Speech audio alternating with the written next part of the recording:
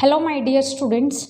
So now let's move to the next question. Fourth, fill in the blanks with the correct symbol out of greater than, equal or less than. These three symbols are given, so we have to put these sign into all these. So student, it means you have to compare here two numbers.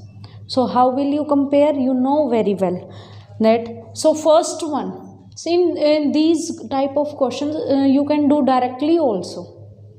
Some questions are directly, by observing directly you can put the sign. How? So suppose first one, 0 minus 4 by 5. So it is 0 and it is minus 4 by 5.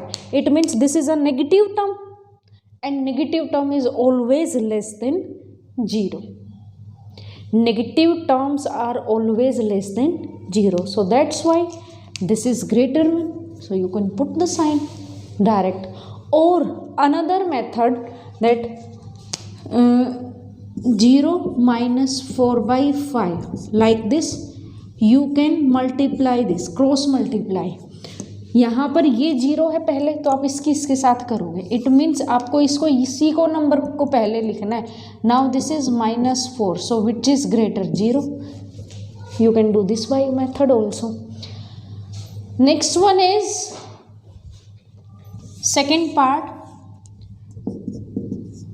3 by 5, 21 minus 21 by -35. You have to compare these numbers. So firstly you can solve out this one also. देखो यहाँ पर तो ये cut हो रही है ना, अगर बाई चांस ये कट ना हो तब क्या करना है, मैं वो भी मेथड बताऊंगी. पहले आप ये देखो, these are cancelled with 7, so 7 3 जा 7 5 जा, negative negative, so 3 by 5. It means these are equal. Okay, so these are equal. By chance अगर ये कट नहीं होते, then what will you do, देखो उसके लिए आपका मेथड वही है, बाय क्रॉस मल्टीप्लाई मेथड. आप क्या करो, लाइक दिस. तो पहले आपको इसकी और इसकी मल्टीप्लाई लिखनी है. आप इसकी और इसकी मल्टीप्लाई यहाँ नहीं लिख सकते, चेंज हो जाएगा. पहले इसकी और इसकी मल्टीप्लाई लिखो. आप क्या आएगा, 105 नेगेटिव. अब आप इसकी और इसकी मल्टीप्लाई लिखो, ये भी 105. Both are equal. It means these two terms are equal. Okay, now let's do its third part, -4 by 7 and -6 by 7. Okay, cross multiply. Now this is -28 and this is -42. So which one is greater? Negative में जितना छोटा होगा वो उतना ही बड़ा होगा. So that's why it is greater. So यहाँ पर आ जाएगा आपके पास दिस साइन. और आप ये भी मेज़र कर सकते थे, यहाँ से ये आप ऑब्जर्व कर सकते थे कि अगर डिनोमिनेटर अगर सेम है, इट मीन्स जो यहाँ पर छोटी टर्म होती है वही छोटी होती है और जो बड़ी होती है वही. बट यहाँ नेगेटिव है ना, तो नेगेटिव है, इट मीन्स नेगेटिव में जितनी भी बड़ी टर्म होती जाती है वो उतनी ही छोटी होती जाती है. That's why it is positive. अगर यहाँ पर ऐसे होता है ना 4 by 7 एंड 6 by 7, तो मैंने क्या बताया, डिनोमिनेटर सेम है तो बड़ी जो टर्म होती है वही बड़ी होती है. It means this is greater. But यहाँ पर नेगेटिव साइन लग गया तो इनका क्या हो जाएगा, change. Okay, now next one, this is very clear. Next one, 0 by something means 0. This is also 0 by something is 0. Both are 0. It means both are equal. Okay, by these directly also you can do in some of the cases, but in some of cases it is not possible. Then you have to solve out. So I have told you method, that cross multiply method. Okay, now fifth one, using appropriate property find the values of these. हमें इनकी values निकालनी है. तो student, before starting this question I want to tell you one more property, that is the distributive property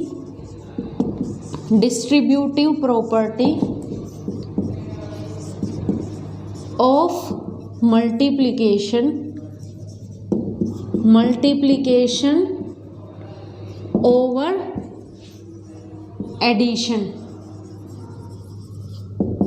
okay, multiplication over addition, ये property क्या होती है? Means यहाँ पर क्या आ गया आपके पास? मल्टीप्लिकेशन भी आ गया और एडिशन भी आ गया। अब तक आपने किया था या तो associative property in case of addition या फिर मल्टीप्लिकेशन, ठीक है, उस केस में सेटिस्फाई कर रही थी ना। इट मीन्स मल्टीप्लाई ही था, वहाँ पर टू सिंबल्स नहीं थे, यहाँ पर हैं two symbols, A multiply B plus C, it means B plus C. यहाँ पर आपके पास मल्टीप्लिकेशन भी आ गया और एडिशन भी, तो इसकी वैल्यू क्या होती है? A multiply B, A multiply C. It means एक की इसके साथ, फिर इसकी इसके साथ, और बीच में साइन क्या है? प्लस। तो आपको ये करना है, ठीक है। वन मोर प्रॉपर्टी, यहाँ इन केस ऑफ एडिशन है तो वहाँ पर क्या आ जाएगा? सब्ट्रैक्शन, ठीक है, सब्ट्रैक्शन। तो ए मल्टीप्लाई बी माइनस सी, तो ए मल्टीप्लाई बी माइनस, बस ये आ जाएगा। यहाँ प्लस था तो यहाँ माइनस आ गया, तो यहाँ प्लस था तो minus. So this property is known as distributive property of multiplication over addition और सब्ट्रैक्शन, कि वो एडिशन के केस में है या फिर सब्ट्रैक्शन के केस में है। Okay, so this is very important property also. We will use this property by solving this question. Okay, so first one is question 5th first part, -4/7 1/2 plus 7/4 -1/2 3/7। Now look at this. वैसे तो हम इसको directly solve out कर सकते थे, but यहाँ पर लिखा हुआ है appropriate property, so that's it means we have to use properties. तो आप यहाँ पर प्रॉपर्टी देखो कि आप क्या प्रॉपर्टी यूज़ कर सकते हो। ओके, देखो ये मल्टीप्लाई में है, ये मल्टीप्लाई में है, बट ये एडिशन में है ना, अकेली टर्म है, तो आप इसको बाद में रखो। सो -4/7 मल्टीप्लाई 1/2, आप इसको आगे रख दो 7/4। ओके, नाउ आप यहाँ से देखो दोनों में सेम क्या, 1/2 और नेगेटिव भी दोनों में है, तो आप क्या करो, यहाँ से -1/2 कॉमन निकाल दो। यहाँ क्या बचेगा आपके पास? 4/7, नेगेटिव आ चुका है 1/2, ये नेगेटिव भी आ चुका है 1/2 आ चुका है, तो बचा क्या है यहाँ से 3/7।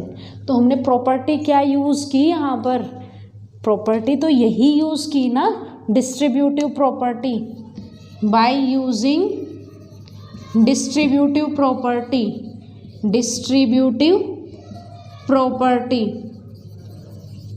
ठीक है, डिस्ट्रीब्यूटिव प्रॉपर्टी किस केस में है? ऑफ मल्टीप्लिकेशन ओवर एडिशन, क्योंकि यहाँ पर हमारे पास साइन क्या आया है? प्लस, तो this is plus. So now plus क्या था हमारे पास? 7/4। Okay, so now solve out this one, 7 LCM 4 + 3 + 7/4 -1/2 7/7 + 7. So students, this if you will solve out this, 7 is cancelled with 7, then you will get here -1/2 multiply 1, 7/7, 1 no need to write, plus 7/4. So LCM of this term is 4, 2 -2 plus 7. So its answer is 5/4. So in this way you have to solve out by using property. Whichever is used here, you have to use that property. Now look at second part. 1/3 multiply. So 1/3 multiply -2/5 plus 2/3 multiply 6/5 -1/3 6/5. Okay, so in this also check which terms are same and how you can take out common and how you can use the property.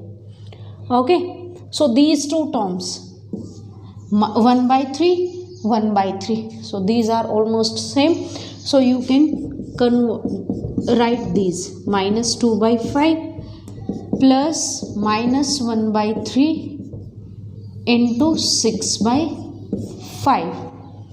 Okay, so this is the term 2/3 multiply 6/5. So now you can take out common. So which term are common? 1/3, 1/3, but here also negative, here also negative. This complete term is also negative, this is also negative, so we can take out common this also. So -1/3 is common. Here what is left? ये negative आ चुका है common, so which is left? 2/5. Now plus, क्योंकि ये -1/3 common आ चुका है, तो क्या बचा? 6/5. इसको सोल्व आउट कर लो, आप साथ में ही कर लेना इसको solve out.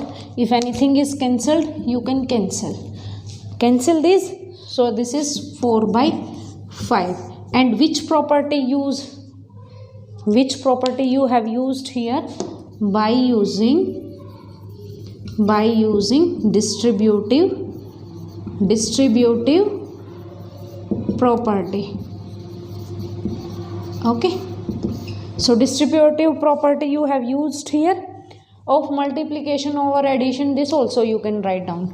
So -1/3, 5 is, so 2/2 plus 6, it is 4/5, -1/3, it is 8/5, 4/5.